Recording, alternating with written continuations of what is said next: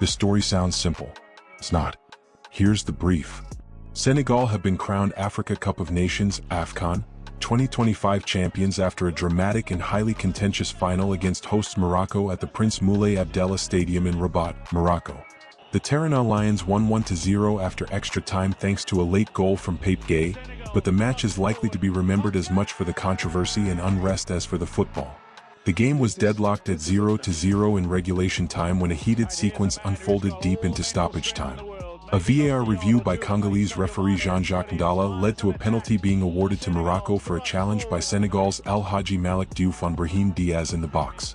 In protest at what they felt was a harsh decision, compounded by the earlier disallowing of a Senegal goal, most of the Senegal team, under instructions from coach Pape Bouna Thiaw, temporarily walked off the pitch toward the tunnel.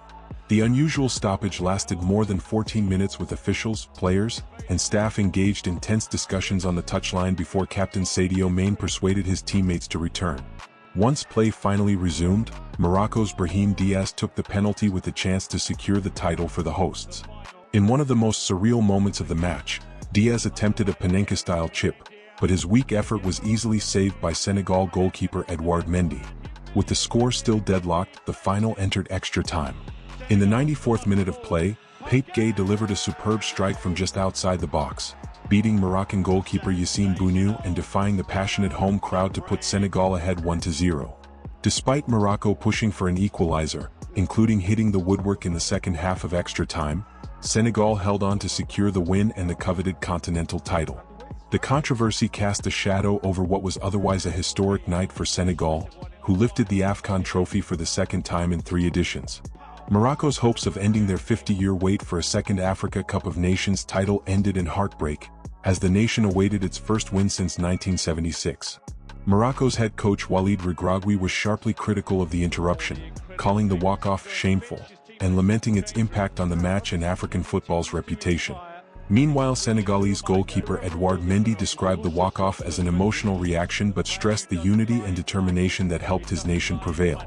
The scenes also spilled outside the pitch, with reports of fans throwing chairs and confrontations between supporters and stewards during the stoppage, incidents that could prompt further scrutiny by CAF, the Confederation of African Football.